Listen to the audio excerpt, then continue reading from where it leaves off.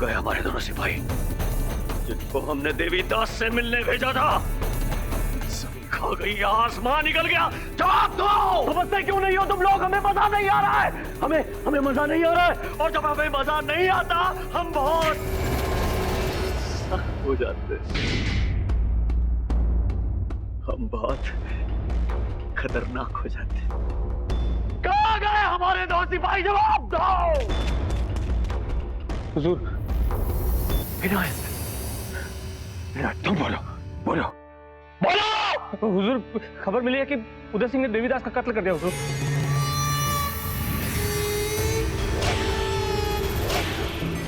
वो उसके बेटे प्रताप को पता चल गया था कि देवीदास हमारे लिए काम करता है। उसी ने अपने वालिद को बताया और उदय सिंह ने देवीदास का कत्ल कर दिया। हुजूर,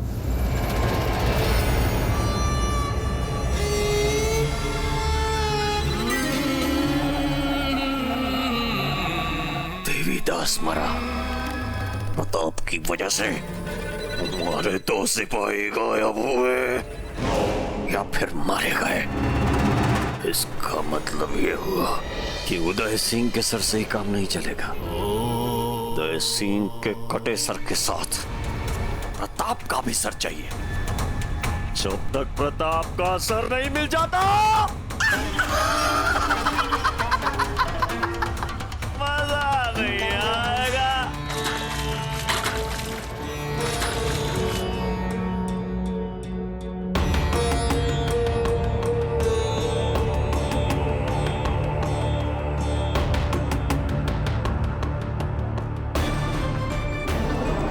आप यहाँ से चले जाइए बाबूजीराज।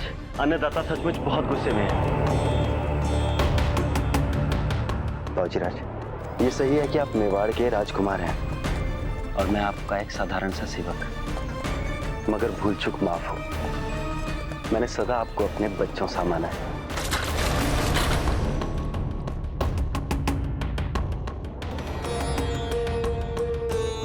महाराणा उदय सिंह ने शम्स खान के विरुद्ध युद्ध की तैयारी कर दी।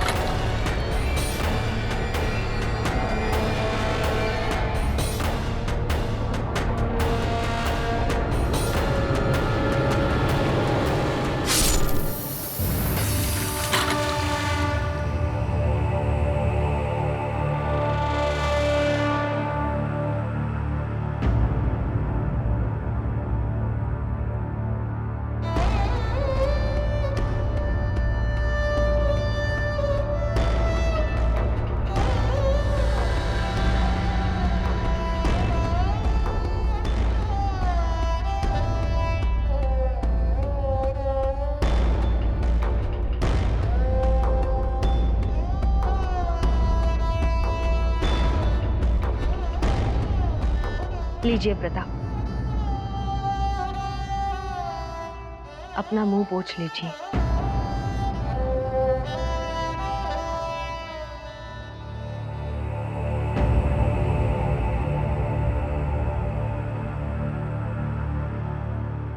कुंवर जी, आज हमने आपके दाजीराज की आंखों में पहली बार आपके लिए गर्व के भाव देखे हैं। लेकिन आज हम अपनी आंखों में ही गिर गए मां साहब। कितना चाहते थे दादा हमें। आज आपने अपनी भावनाओं से अलग रहकर देश हित के लिए जो भी किया, यही बात एक साधारण राजा को असाधारण राजा बना सकती है प्रताप। एक साधारण व्यक्ति को कृष्ण सा योगी बना सकती है। सभी नातों संबंधों को जानते हुए भी जब आप मात्र मेवाड़ के हित को ही अपना हित समझ लेंगे, फिर कोई शत्रु मेवाड़ को गुलाम नहीं बना पाएगा।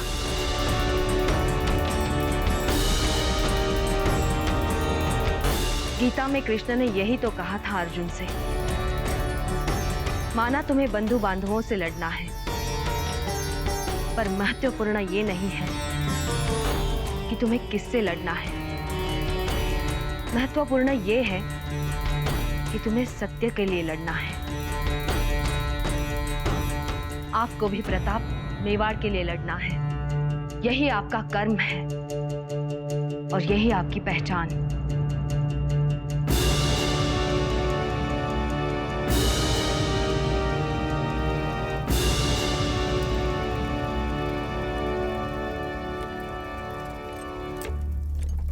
कल सुबह तक हो जाएगा। किले के उस हिस्से की दीवार भी बहुत कमजोर है, उसकी मरम्मत के लिए लोग दुगने कर दो। हुक्म। तोपों के गोलों की संख्या भी बढ़ जानी चाहिए, लेकिन सावधानी से। ये सारा काम रातों रात चुपचाप। हुक्म। किले के लिए पानी, रसद और अनाज का भंडारा, इन सब का क्या हो रहा है? किले की सभी बावड़ियां और कुओं को साफ सफाई करके उनको गहरा कर दिया गया है और अनाज के भरे गोदामों में इनका काम भी जोरों से चल रहा है। और एक बार अगर इस किले का भंडारा भर गया तो 3 साल तक हमारे खाने पीने की व्यवस्था हो जाएगी। बहुत अच्छी। हुक्म।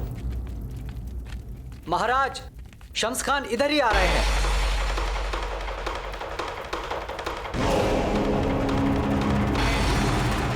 सबसे कहिए कि काम रोक दें और कोई भी आना ना आए। जी हुक्म।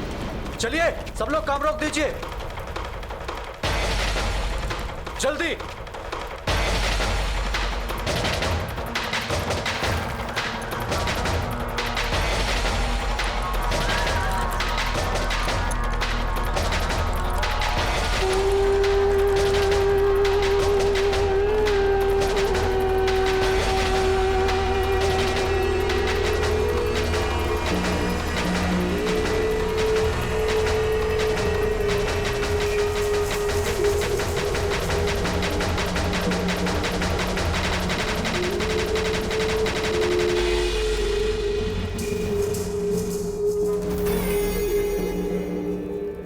अपने आगमन की सूचना नहीं दी शम्स खान। सूचना यानी कि खबर? हाँ, खबर नहीं की आप। खबर करके आते तो क्या करते आप? हमारे इस्तकबाल में इन राहों पर फूल बिछाते या फिर इधर छिड़कते आप? क्या करते आप? चलो एक काम करते, हम वापस जाते हैं और फिर खबर करके आते हैं। तब तक आप अपनी तैयारियां पूरी कर लें। अपने आने की वजह बताओ शम्स खान। जंगल में कुछ खो गया है हमारे 2 सिपाही। कुछ मालूमात है आपको? जब जंगल में जाने से आपके सिपाही खो जाते हैं तो उनसे कहिए कि जंगल में ना जाएं। मेवाड़ के जंगली जानवर अपने शत्रुओं को सूंघ कर पहचान लेते हैं।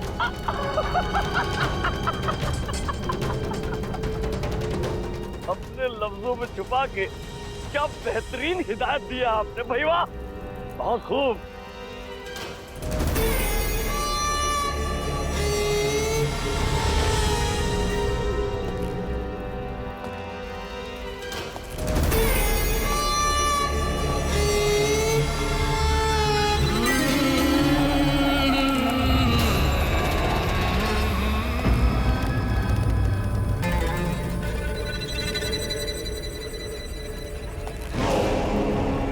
इन बोरों में क्या है?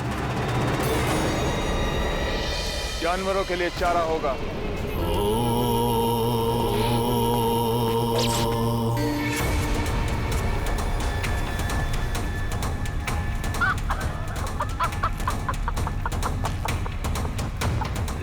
ये तो इंसानों का चारा है। पूरी रियासत के लिए अनाज इकट्ठा कर रहे हैं आप, लेकिन क्यों? हमने तो आपकी रसद बंद नहीं की। कहीं आपके मंसूबे तो नहीं है हमारा दाना पानी बंद करने के? अच्छा, शायद कोई दावत होगी आपके यहाँ, है ना? हमारे सिपाहियों की कोई मालूमात हो जाए तो खबर जरूर कीजिएगा।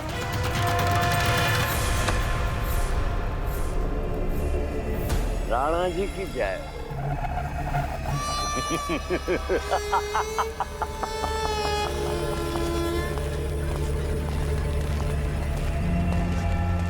शम्स खान अपने लापता सिपाहियों की जानकारी हासिल करने नहीं आया था यहाँ।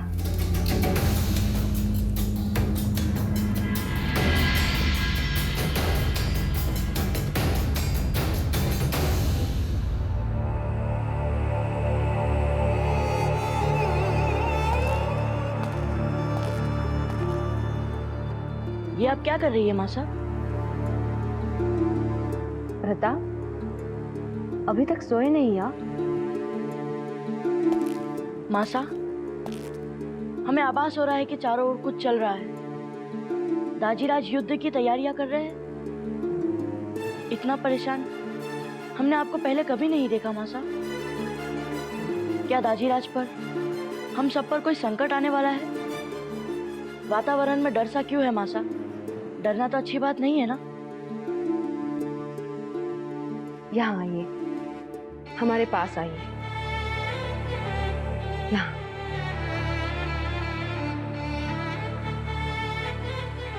प्रताप, थोड़ा बहुत डर भी ठीक ही होता है।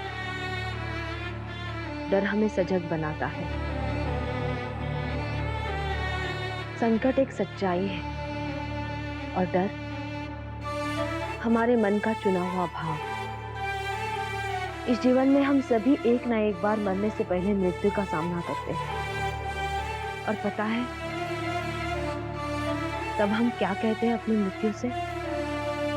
आज नहीं। बिल्कुल ठीक। और आपको विश्वास रखना होगा कि आपके प्रियजन भी मृत्यु से नेत्र मिलाकर उससे यही कह पाए कि आज नहीं। और मासा, मृत्यु ये सब सुन के भी उन्हें ना छोड़े तो? अपने दाजीराज के पुरुषार्थ पर विश्वास रखो प्रताप। मासा, यदि इस विजय में वे और उनके सैनिक कहीं वीर गति, यदि ऐसा हुआ तो वे अमर हो जाएंगे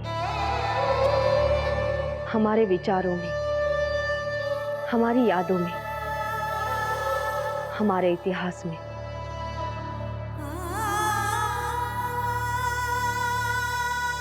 याद रखिए प्रताप, ये युद्ध आपका नहीं है, आपके दाजीराज का है। पर समय आएगा जब आपको भी अपना युद्ध लड़ना होगा। जब तक ये समय ना आए, आपको सब कुछ देखना है, समझना है। और याद रखिए, बिना किसी तनाव के। और आप क्यों तनाव में है फिर? क्या ये युद्ध आपका भी युद्ध है मासा?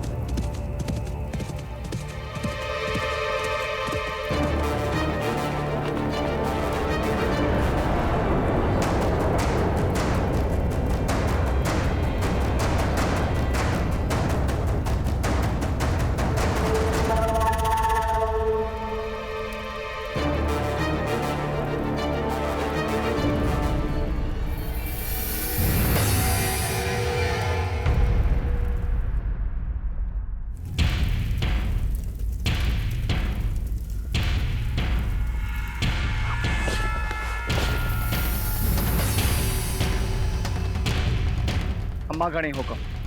अम्मा गणी महाराज, यहाँ आते हुए आप लोगों को किसने देखा तो नहीं? नहीं हुक्म, हम सब आते समय पूरी तरह सतर्क थे। आप सभी सामंतों को यहाँ इस आपात बैठक के लिए इसलिए बुलाया गया है ताकि हम आपसे चिंताजनक समाचार साझा कर सकें। शम्स खान को हमले की तैयारियों के बारे में पता चल चुका है। अब युद्ध अटल है।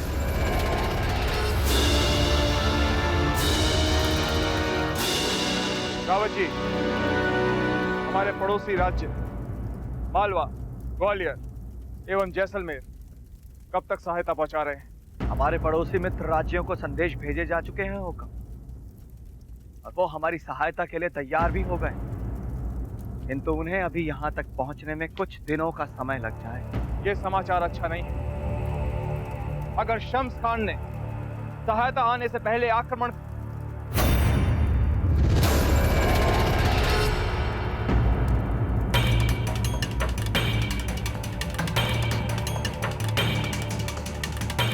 हम पीठ नहीं दिखाएंगे।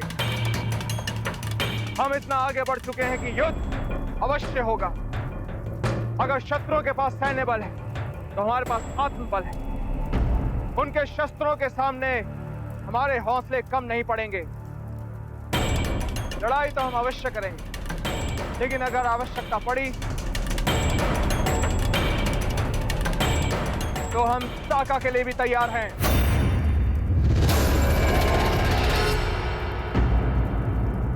इससे पहले कि शम्स खान के खबरी हमारी इस बैठक को भांप लें, आप सभी सुरक्षित यहां से निकल जाइए। हाँ, युद्ध तक अब किसी से भेंट नहीं होगी। आप सभी से हमारा संपर्क रावत जी के माध्यम से होगा। अब हम रणभूमि में ही मिलेंगे। एकलिंगनाथ जी की जय। एकलिंगनाथ जी की जय।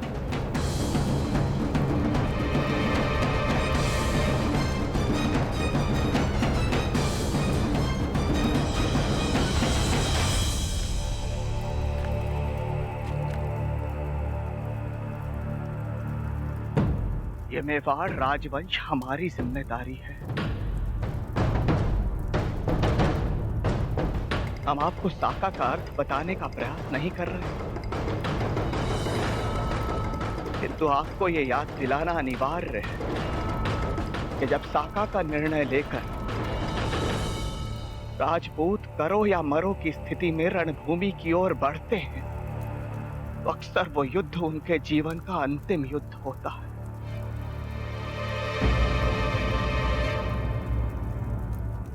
निसंदेह साका हर क्षत्रिय के लिए गर्व की बात है, किंतु ईश्वर के लिए आप साका में सम्मिलित होने का विचार त्याग दें, क्योंकि ये बात तो हम सभी जानते हैं कि इस युद्ध का परिणाम हमारे विरुद्ध जा सकता है। अगर ऐसी परिस्थिति में आपको कुछ हो जाए तो इस मेवाड़ राज्य का ध्यान कौन रखेगा? रावत जी, अभी कुछ ही पहर पहले आपने कहा था कि हमारा उत्तराधिकारी तैयार हो चुका है। हुक्म, प्रताप तो अभी बहुत छोटे हैं। उनके मार्गदर्शन के लिए आप हैं ना?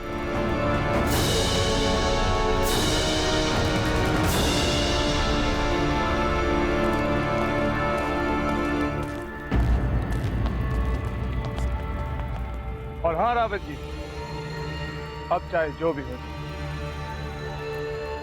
मेवाड़ अनाथ नहीं होगा। चलते हैं।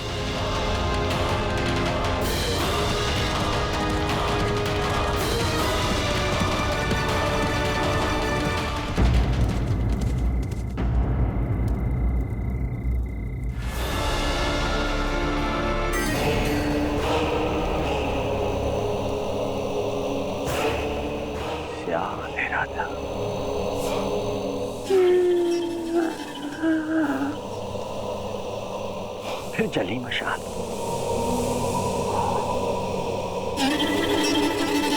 मैंने देखा अपने सोए हुए सूरमाओं को।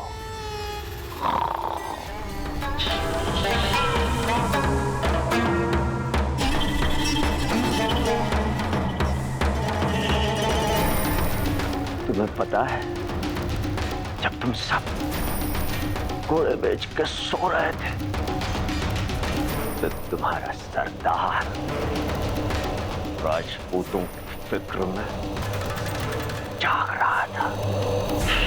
बैठे रहो, बैठे रहो, उठने की कोई जरूरत नहीं है, बैठो। अच्छा, एक बात ईमान से बताना, तुम में से किसी ने मेरे आने की आहट सुनी? किसी ने मुझे मशाल जलाते हुए देखा? नहीं सरदार। शाबाश।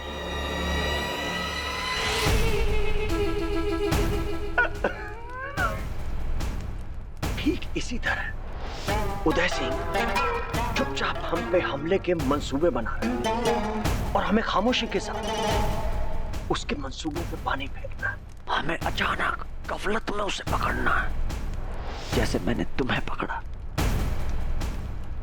वो हमले की तैयारी कर रहा है, हम जंग की तैयारी करेंगे, है ना? अब जाओ सब, जाओ।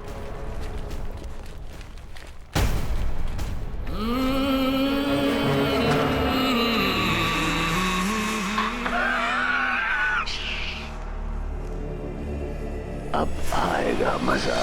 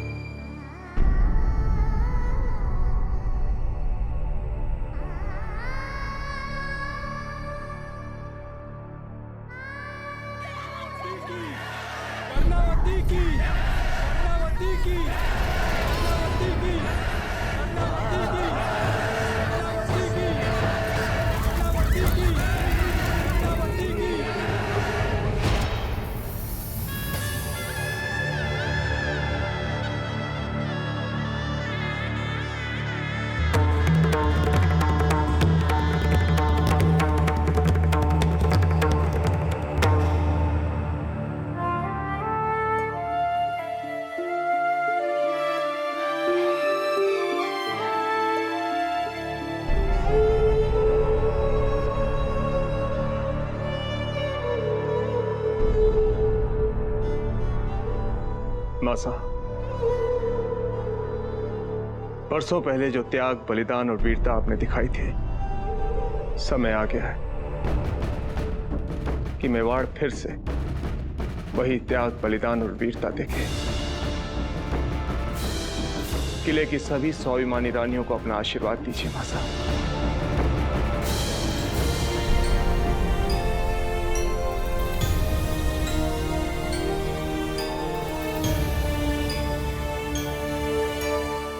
रानीसा मेवाड़नाथ पधार रहे हैं। मेवाड़नाथ इधर ही पधार रहे हैं। आप लोग शीघ्र ही जाइए।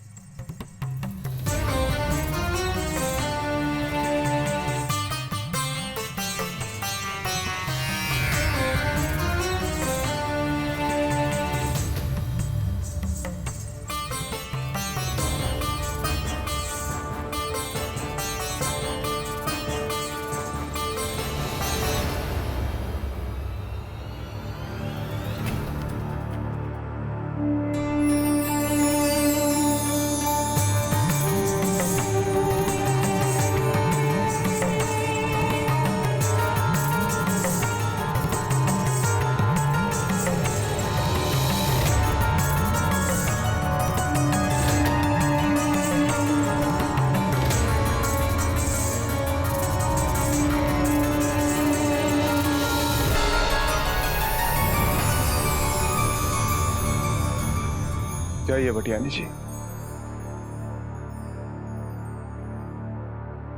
अपनी शैया पे जाके आराम कीजिए। हुक्म। हमें महारानी जयवंताबाई के पास किसी विशेष कार्य से जाना है,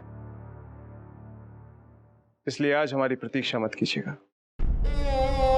और वैसे भी ऐसी हालत में आप जितना आराम करें उतना आपके लिए अच्छा है।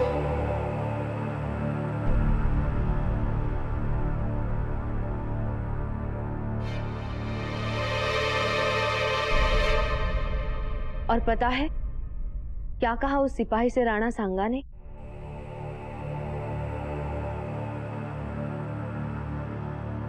कुंवर जी, सो गए क्या?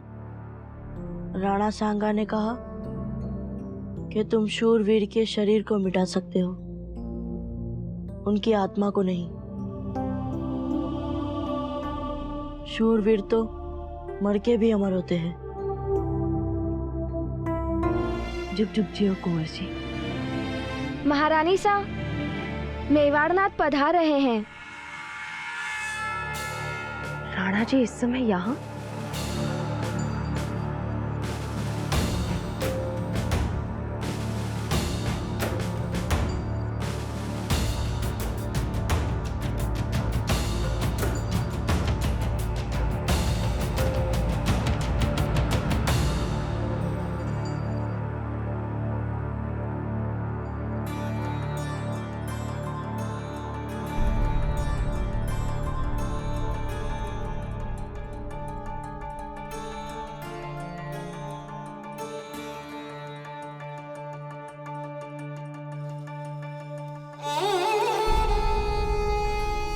आज कुंवर प्रताप ने बहुत बहादुरी का काम किया। कुंवर आपके ही पद चिन्हों पर चल रहे हैं हुकुम। महारानी जयवंताबाई जी, राजकाज की परिस्थिति से तो आप परिचित हैं और बाकी की गतिविधियों से आप अवगत होंगे। अनुमान तो लगा ही सकते हैं हुकुम।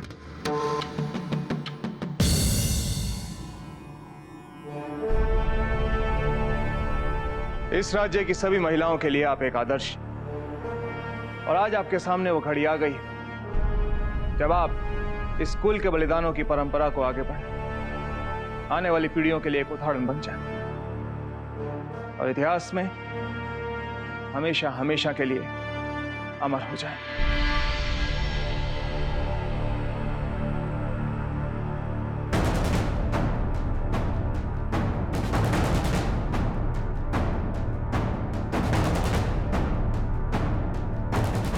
हम राजपूत हैं हुकुम। अपने जन्म से ही हम मातृभूमि के ऋण को समझने लग जाते हैं। अब चिंता मत कीजिए, हम हमारा क्षत्रिय धर्म पूरी निष्ठा के साथ निभाएंगे और औरों को भी उसे निभाने के लिए प्रेरित करेंगे। इससे कम की अपेक्षा हम आपसे रख भी नहीं सकते महारानी जयवंताबाई जी। सभी को तैयार कीजिए जौहर के लिए।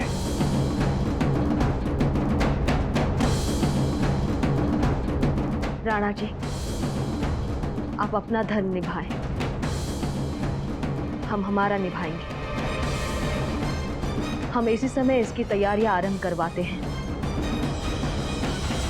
पर बच्चों के लिए क्या सोचा है आपने हुकुम?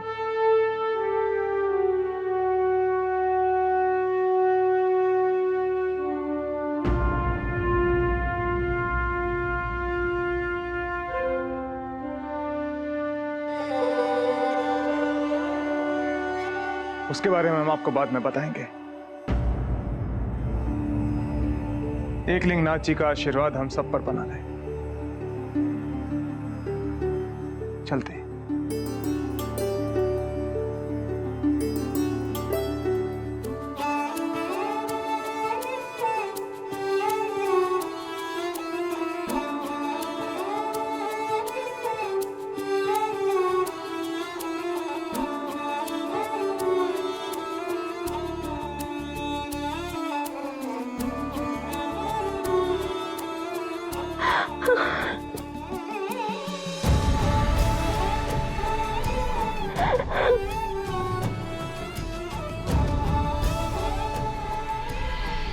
जौहर, इस शब्द में बहुत डरावनी भावना उत्पन्न हो रही है।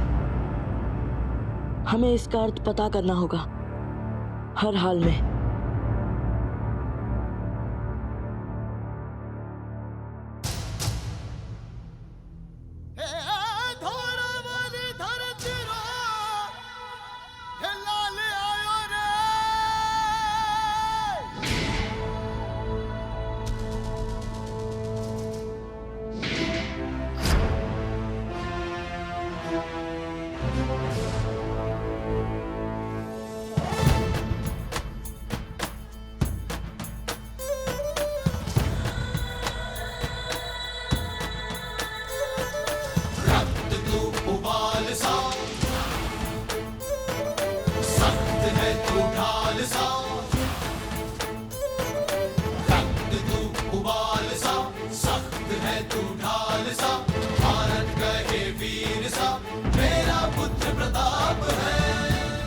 बाबूजी राज। गणी खमा सोम। इतनी सुबह सुबह बुलावा, अभी तो रात जैसा ही लग रहा है। बोर हो चुकी है सोम, आपने आने में देर कर दी है। सोम, हम आपको एक बहुत जरूरी बात बताना चाहते हैं।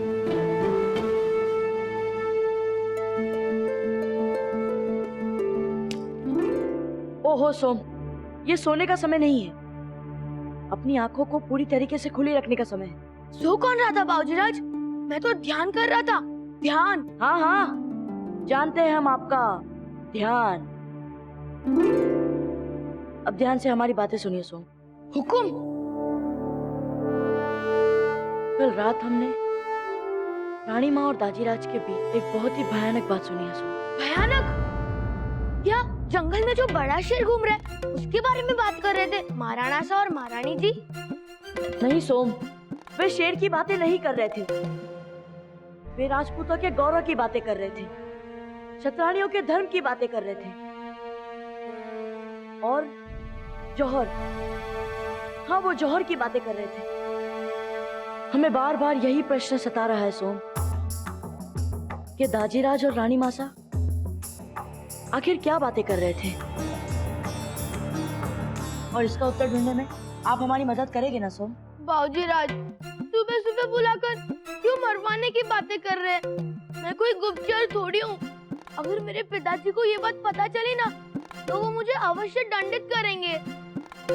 और अगर आपने हमारी सहायता नहीं की तो हम आपको अपने साथ आखेट पे जंगल नहीं ले जाएंगे सोम।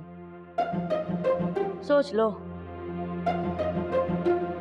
ठीक है बाबूजी राज, बताइए क्या करना होगा? सोम, पता करो कि रानी माँ के मन में क्या चल रहा है, वे क्या करना चाहती है।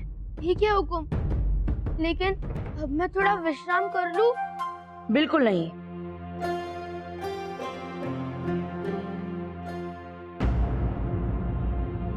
अच्छा सोम, आपको पता है जौहर का मतलब क्या होता है?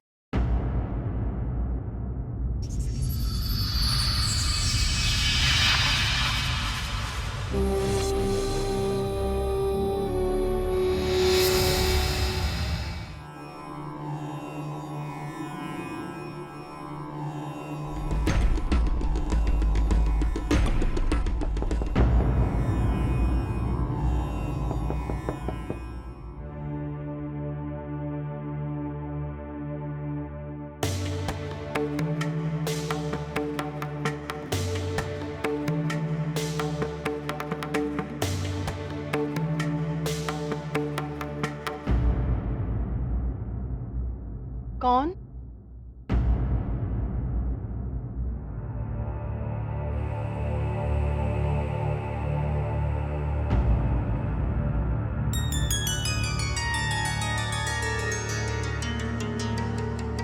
महारानी साहब, आप यहाँ? हुक्म कर देते, मैं आ जाती आपके पास। गिरजादा, हम अंदर आ जाएं? पूछ के क्यों पाप चढ़ा रही हैं एक दासी पे महारानी साहब? भले पधारो, आओ।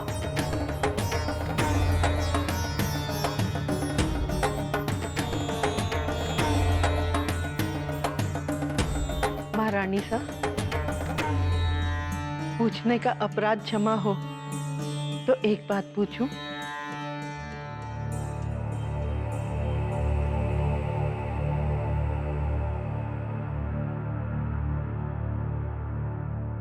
वो समय आ गया क्या महारानी साहब? हाँ गिरजादा, इसीलिए हम आपके पास आए हैं, जौहर चौक की चाबी निकलवानी। सोते जागते मैं तो केवल एक ही माला जप रही थी, एक लिंगनाथ जी की। ये जो थोड़ी सी उम्र बची है, इसमें मुझे जौहर चौक के वो दृश्य फिर न देखने पड़े। वो हाहाकार, वो चीत्कारें। नहीं महारानी साहब, दृश्य भले ही भयानक है गिरजादा, पर उद्देश्य गौरवशाली है। कितनी सौभाग्यशाली हैं आप, जो आपको मेवाड़ी क्षत्राणियों की वीरता, गौरव और स्वाभिमान के अध्याय का हिस्सा बनने का इसी जीवन में दोबारा सुअवसर मिल रहा है।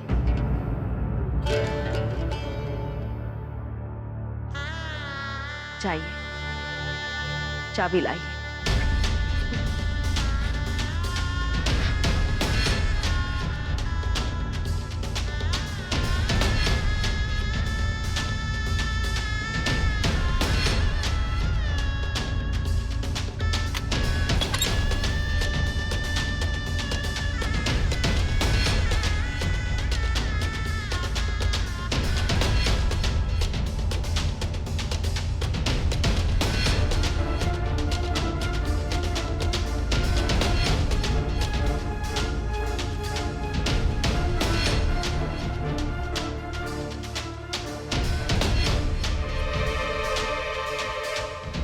भगवान एक लिंगनाथ जी हमारे मेवाड़ नाथ और हमारी सेना को विजय श्री का आशीर्वाद दे। विजय श्री का आशीर्वाद। चलिए दाई माँ।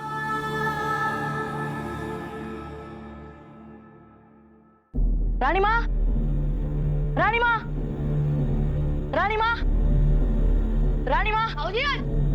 बाबूजीराज, सोम, पता चला कहाँ है रानी माँ? नहीं, आपने कहीं रानी माँ को देखा है? मैंने महारानी सा को महल के पूर्वी भाग की ओर अभ्यास मैदान की ओर जाते देखा है। बाबूजीराज, बाबूजीराज,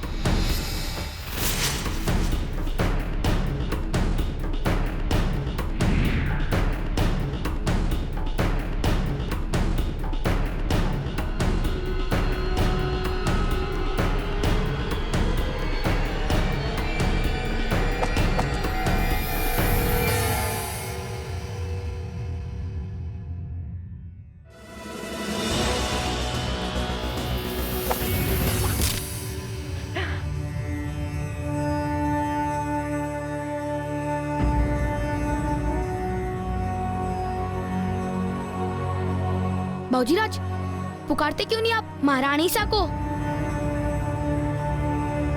नहीं सोम, मासा जो भी कर रही है हमसे छिपा के कर रही है। हमें भी छिप के इसका पता लगाना होगा। दादा भाई, आइए और हमारे साथ तीरंदाजी की प्रतियोगिता कीजिए। नहीं भाई शक्ति, इस समय नहीं। क्यों दादा भाई?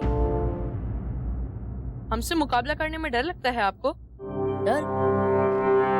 नहीं, ये बात नहीं है। हमें मासा से मिलना है अभी। वाह दादा भाई, हमारी चुनौती छोड़कर भाग रहे हैं।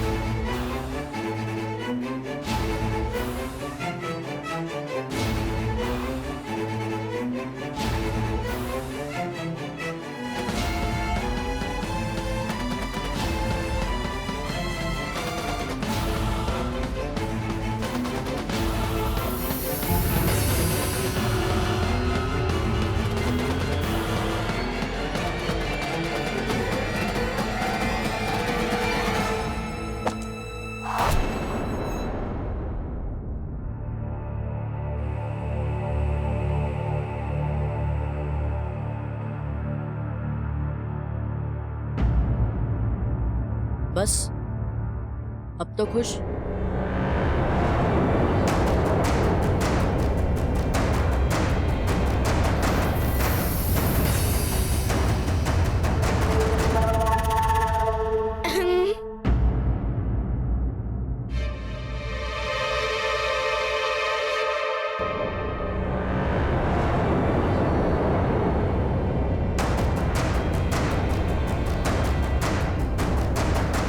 यहाँ तो नहीं है महारानी जी।